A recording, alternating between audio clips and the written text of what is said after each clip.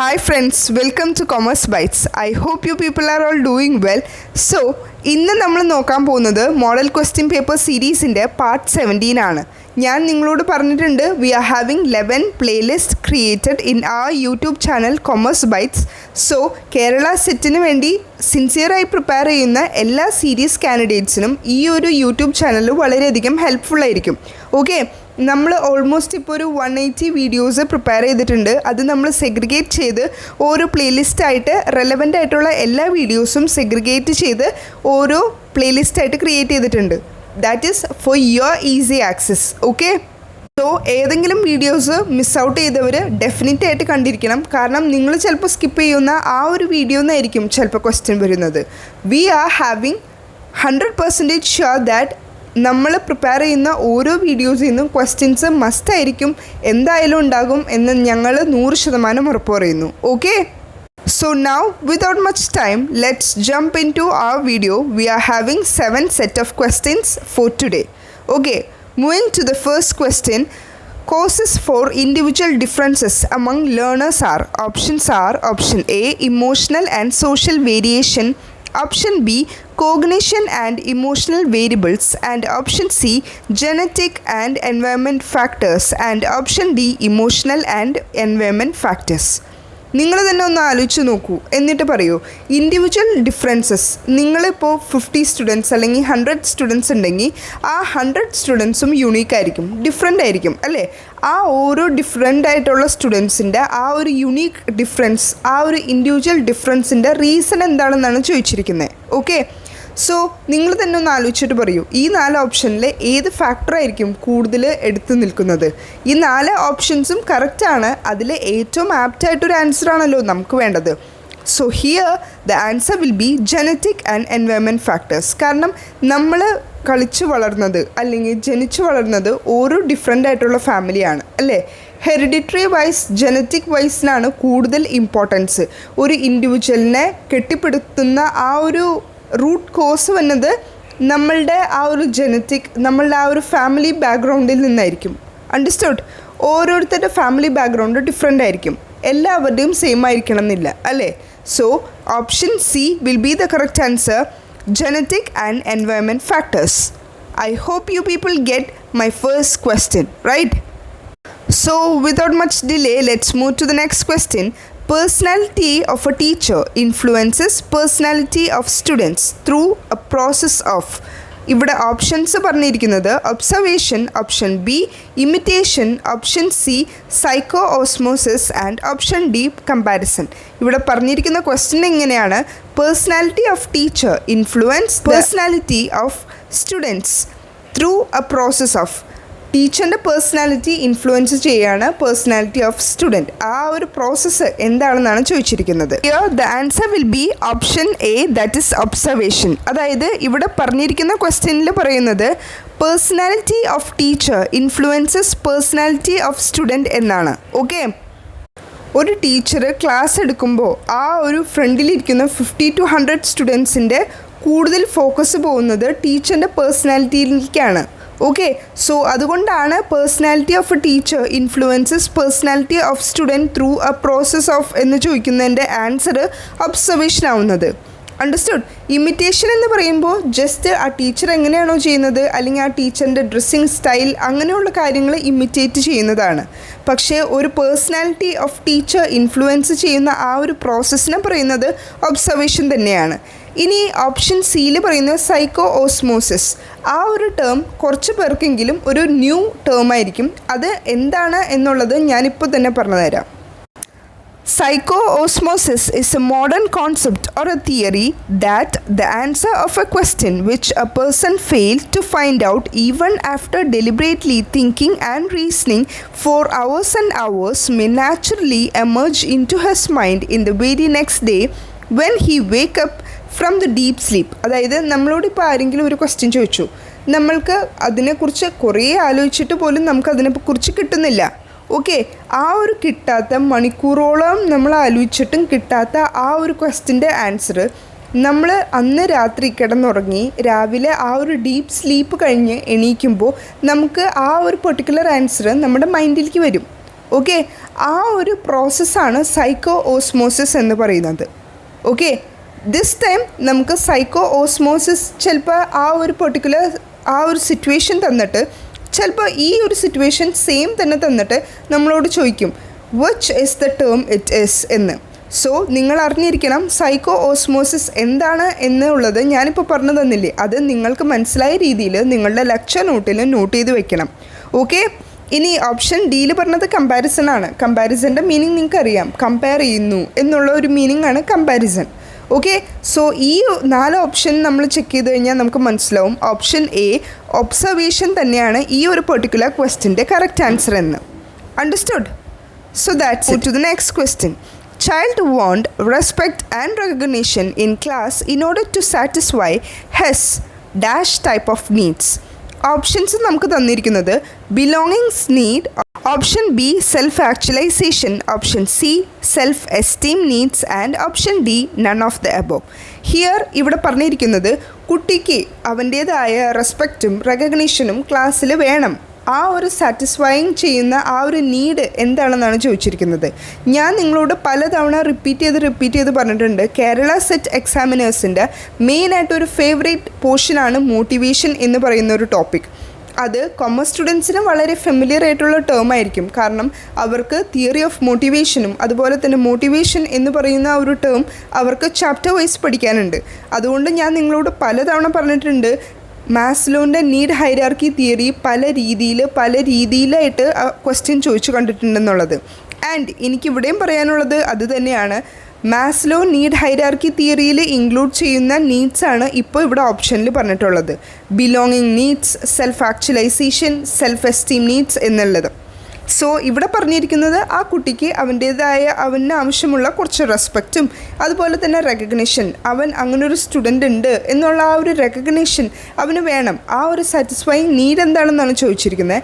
And the answer will be esteem needs. Okay, esteem needs നമ്മളുടേതായ ഒരു വില, നമുക്ക് കിട്ടേണ്ട റെസ്പെക്റ്റ് നമ്മൾക്ക് കിട്ടണം, നമ്മളുടെ റെക്കഗ്നിഷൻ, ഇതിനെയെല്ലാം ഡിനോട്ട് ചെയ്യുന്നതാണ് എസ്റ്റീം നീഡ്സ് എന്ന് പറയുന്നത്.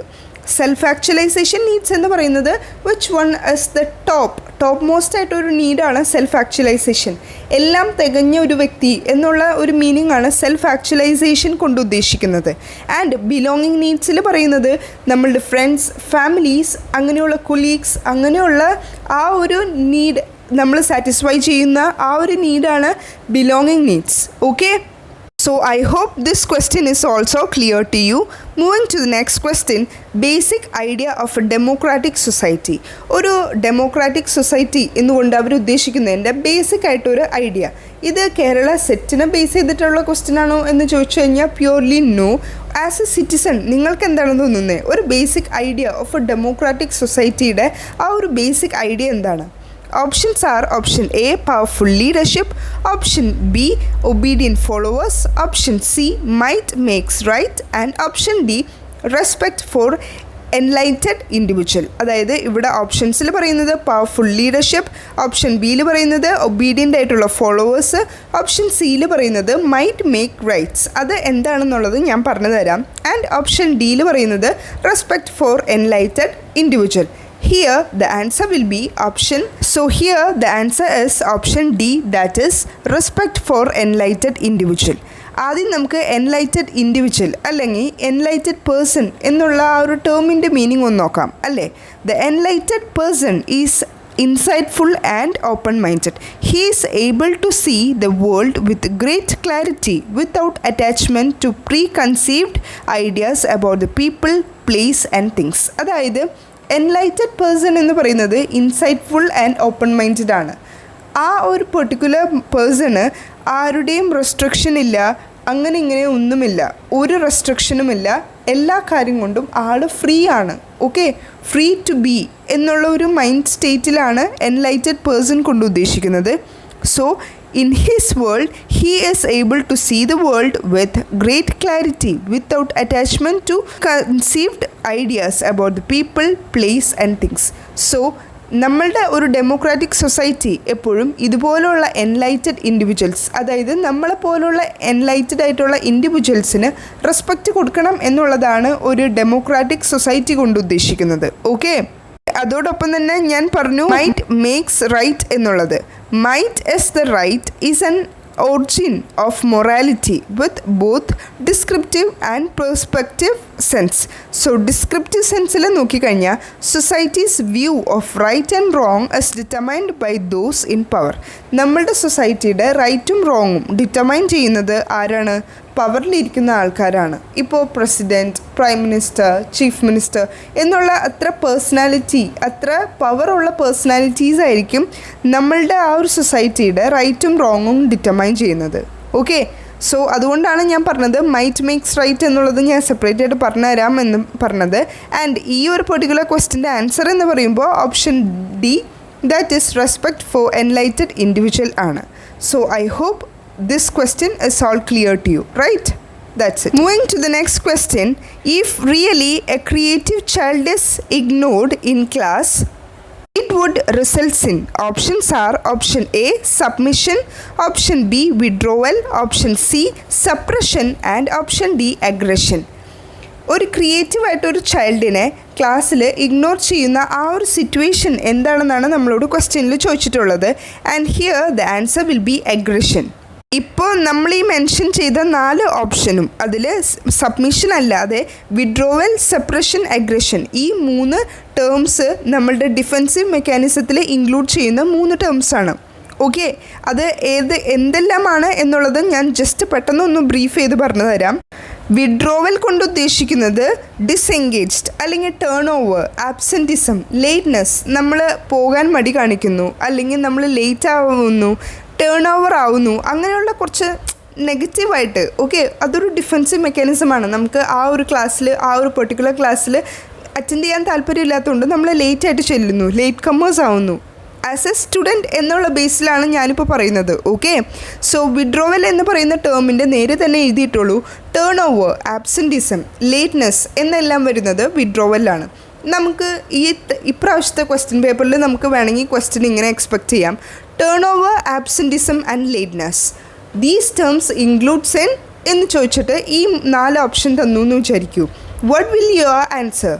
The answer will be withdrawal. വിഡ്രോവലാണ് ഈ ഒരു turnover, absenteeism, lateness and engaged എല്ലാം കൊണ്ട് ഉദ്ദേശിക്കുന്നത്. Okay, I hope you people get what is the term as withdrawal. Okay, and പിന്നത്തെ ഓപ്ഷനിൽ പറയുന്നത് സപ്രഷനാണ്. സപ്രഷന് ഞാൻ സിമ്പിളായിട്ട് നിങ്ങൾക്കൊരു എക്സാമ്പിൾ പറഞ്ഞു തരാം. അതിന് മുന്നേ എന്താണ് സപ്രഷൻ എന്ന് നമുക്ക് നോക്കാം അല്ലേ.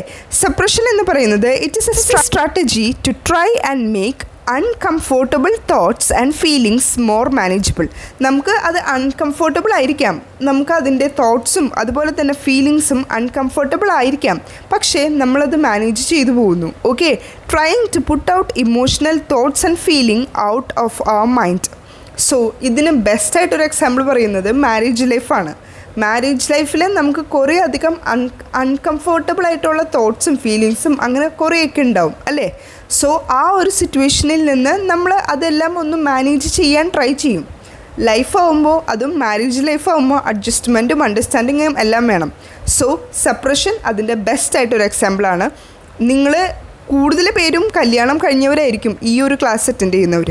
So I hope you people get what is the term suppression means, right? And the last option is, which was the answer, aggression. Aggression means response to anger that present in all. ഒരു ക്രിയേറ്റീവായിട്ടൊരു ചൈൽഡായിരിക്കാം, പക്ഷേ ക്ലാസ്സിൽ അവൻ ignored ആണ്. Okay, ഈ ഒരു situation aggression എന്ന് പറയുന്ന defensive മെക്കാനിസത്തിലാണ് വരുന്നത്. Okay, I hope you people get all these 3 terms: withdrawal, separation, aggression. ഈ 3 ടേമും ഡിഫെൻസീവ് മെക്കാനിസത്തിലുള്ളതാണ്. ഡിഫെൻസീവ് മെക്കാനിസം എല്ലാം ഞാൻ ഡെയിലി ടോപ്പ് മിനി സീരീസിൽ നല്ല പോലെ നിങ്ങൾക്ക് എക്സ്പ്ലെയിൻ ചെയ്ത് തന്നിട്ടുണ്ട്. സോ ഡെയിലി ടോപ്പ് മിനി സീരീസിൽ ഡിഫെൻസീവ് മെക്കാനിസം സ്കിപ്പ് ചെയ്യാതെ കാണണം. കാരണം കേരള സെറ്റ് എക്സാമിനേഴ്സിൻ്റെ ഫേവറേറ്റ് ആയിട്ടൊരു ടോപ്പിക്കാണ് ഈ ഒരു defensive mechanism. Moving to the next question, which type of school administration will help to promote national integration? ഒരു നാഷണൽ ഇൻറ്റിഗ്രേഷൻ പ്രൊമോട്ട് ചെയ്യാനായിട്ട് സ്കൂൾ അഡ്മിനിസ്ട്രേഷൻ ഏത് ടൈപ്പ് ഓഫ് ആ ഒരു ഫോളോ ചെയ്യേണ്ട ഏത് ടൈപ്പ് ഓഫ് രീതിയാണ് ഫോളോ ചെയ്യേണ്ടത് എന്നാണ് ചോദിച്ചിരിക്കുന്നത്.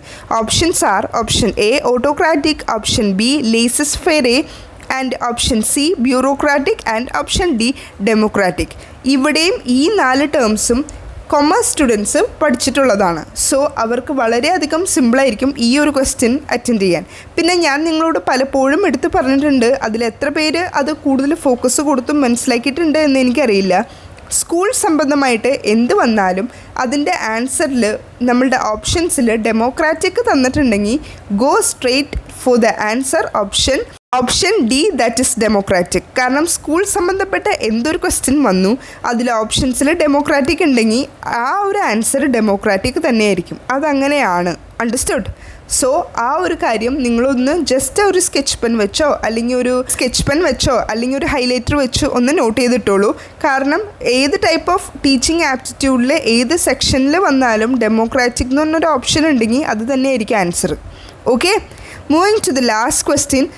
That is, institutional planning means that options are option A, every educational institution should be pre-planned for successful output.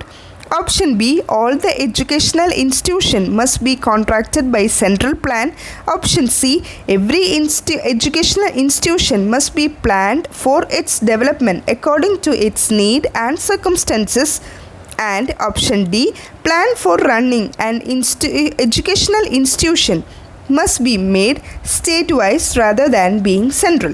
So, institutional planning എന്ന് പറയുന്ന ടേം നമുക്ക് അറിഞ്ഞാൽ മാത്രമേ ഈ ഒരു ക്വസ്റ്റ്യൻ അറ്റൻഡ് ചെയ്യാൻ പറ്റുള്ളൂ. കാരണം നമ്മൾ നോക്കിക്കഴിഞ്ഞാൽ ഈ 4 ഓപ്ഷൻസും ഓൾമോസ്റ്റ് എല്ലാം സെയിം ആണ്, അല്ലേ? So here the answer will be option C, that is every educational institution must be planned for its development according to its need and circumstances. നിങ്ങളൊന്ന് ശ്രദ്ധിച്ചു കഴിഞ്ഞാൽ നിങ്ങൾക്ക് മനസ്സിലാവും ഓപ്ഷൻ എയും ഓപ്ഷൻ സിയും തമ്മിൽ കുറച്ച് സിമിലാരിറ്റി ഉണ്ട്. പക്ഷേ എന്നാലും അവർ തമ്മിൽ ഒരു ഡിഫറൻസ് ഉണ്ട്. അതായത് ഈ ഒരു എഡ്യൂക്കേഷണൽ പ്ലാനിങ് അല്ലെങ്കിൽ ഇൻസ്റ്റിറ്റ്യൂഷണൽ പ്ലാനിങ് കൊണ്ട് ഉദ്ദേശിക്കുന്നത് എല്ലാ എഡ്യൂക്കേഷണൽ ഇൻസ്റ്റിറ്റ്യൂഷൻസും പ്ലാൻ ചെയ്യും. ഓക്കെ, ഓരോ എഡ്യൂക്കേഷണൽ ഇൻസ്റ്റിറ്റ്യൂഷനും ഡിഫറെൻ്റ് ആണ്. സോ അവരവർക്ക് ആവശ്യമുള്ള ആ ഒരു ഡെവലപ്മെൻറ്റ്, അവരുടെ റിസോഴ്സസ് എന്തോരാണ്, അവർക്ക് ആവശ്യം എന്താണ്, അവരുടെ നീഡ്സ് എന്തൊക്കെയാണ്, അവരുടെ സർക്കംസ്റ്റൻസസ് എന്തൊക്കെയാണ്, അതെല്ലാം പ്ലാൻ ചെയ്തിട്ട് വേണം അവർ ഓരോ കാര്യങ്ങൾ തീരുമാനമെടുക്കാൻ. ഓക്കെ, ഇൻസ്റ്റിറ്റ്യൂഷണൽ പ്ലാനിങ് നടത്താനായിട്ട്. അണ്ടർസ്റ്റുഡ്? അല്ലാതെ ഇപ്പോൾ ഓപ്ഷൻ എയിൽ പറയുന്നുണ്ട് every educational institution should be pre planned for the successful of output. അതൊരു ഫാക്ടറാണെന്ന് മാത്രമേ ഉള്ളൂ. എല്ലാ എഡ്യൂക്കേഷണൽ ഇൻസ്റ്റിറ്റ്യൂഷനും പ്രീ പ്ലാൻ ചെയ്യണം, അവരുടെ സക്സസ്ഫുള്ളായിട്ടുള്ള ഔട്ട്പുട്ടിന് അവർ പ്രീ പ്ലാൻ ചെയ്യണം. പക്ഷേ മോസ്റ്റ് ആപ്റ്റായിട്ടുള്ള കറക്റ്റ് ആൻസർ വരുന്നത് ഓപ്ഷൻ സിയിലാണ്. അതായത് every educational institution must be plan for the development according to its needs and circumstances. അവരുടെ നീഡ്സിനും സർക്കംസ്റ്റൻസസിനാണ് കൂടുതൽ ഇമ്പോർട്ടൻസ് കൊടുക്കേണ്ടത്. മനസ്സിലാവുന്നുണ്ടോ? സോ എപ്പോഴും നമ്മൾ എന്ത് കാര്യം ചെയ്യുമ്പോഴാണെങ്കിലും ഇപ്പോൾ ഈ ഒരു പെർട്ടിക്കുലർ ക്വസ്റ്റ്യൻ വന്നു, ഇൻസ്റ്റിറ്റ്യൂഷണൽ ആൻഡ് പ്ലാനിങ്. 4 ഓപ്ഷനും ഓൾമോസ്റ്റ് സെയിം ആയിട്ട് തോന്നാം. പക്ഷേ വായിച്ച് നോക്കുമ്പോൾ നമുക്ക് മനസ്സിലാവണം, ഓക്കെ ഓപ്ഷൻ സി ആണ് ഏറ്റവും ആപ്റ്റായിട്ട് ഈ ഒരു ക്വസ്റ്റ്യനിലേക്ക് പോകേണ്ടത് എന്ന് നിങ്ങൾ മനസ്സിലാക്കണം. അണ്ടർസ്റ്റുഡ്? എത്രത്തോളം ക്വസ്റ്റ്യൻസ് നിങ്ങൾക്ക് വർക്കൗട്ട് ചെയ്യാൻ പറ്റുന്നോ അത്രത്തോളം ക്വസ്റ്റ്യൻസ് നിങ്ങൾ വർക്കൗട്ട് ചെയ്യണം. അപ്പോൾ you people will be genius. നിങ്ങൾ ആ ഒരു ഏരിയയിൽ ആ ഒരു ക്വസ്റ്റ്യൻ പേപ്പർ വർക്കൗട്ട് ചെയ്യുന്നതിൽ നിങ്ങൾ മാസ്റ്റേഴ്സ് ആവും. അണ്ടർസ്റ്റുഡ്? അങ്ങനെ വേണം നമ്മൾ കേരള സെറ്റിൻ്റെ ക്വസ്റ്റ്യൻ പേപ്പർ അറ്റൻഡ് ചെയ്യാനായിട്ട്, റിയൽ ക്വസ്റ്റ്യൻ പേപ്പർ. അണ്ടർസ്റ്റുഡ്? എന്നെക്കൊണ്ട് പറ്റാവുന്ന രീതിയിലുള്ള എല്ലാ എഫേർട്ടും ഞാനിട്ട് നിങ്ങൾക്ക് കുറേ അധികം വീഡിയോസ് പ്രൊവൈഡ് ചെയ്യുന്നുണ്ട്. So do watch all the videos. Understood? എത്രത്തോളം ക്വസ്റ്റ്യൻ പേപ്പേഴ്സ് നിങ്ങൾ വർക്കൗട്ട് ചെയ്യുന്നു അത്രത്തോളം നല്ലതാണ്. കാരണം ഞാൻ തന്നെയാണ് നിങ്ങളുടെ ബെസ്റ്റ് എക്സാമ്പിൾ. കാരണം ഞാൻ ക്വസ്റ്റ്യൻ പേപ്പേഴ്സ് അറ്റൻഡ് ചെയ്തിട്ട് മാത്രമാണ് കേരള സെറ്റിൻ്റെ എക്സാം ക്രാക്ക് ഔട്ട് ചെയ്തത്. അണ്ടർസ്റ്റുഡ്? ഇത് എൻ്റെ ടെസ്റ്റിമണിയാണ്. സോ ഇനി നിങ്ങളും നിങ്ങളുടെ ഫ്രണ്ട്സിനോട് അല്ലെങ്കിൽ നിങ്ങളുടെ കസിൻസിനോട്, ബ്രദേഴ്സിനോട്, സിസ്റ്റേഴ്സിനോട് എല്ലാവരോടും പറയാൻ പറ്റണം, ഞങ്ങൾ previous year question papers work out ചെയ്തിട്ടാണ് വി ക്രാക്ഡ് ആ കേരള സെറ്റ് 2021 എന്നുള്ളത്. മനസ്സിലാവുന്നുണ്ടോ? So that's it for now. Let's see in the next video. Till then work hard and study well. Thank U.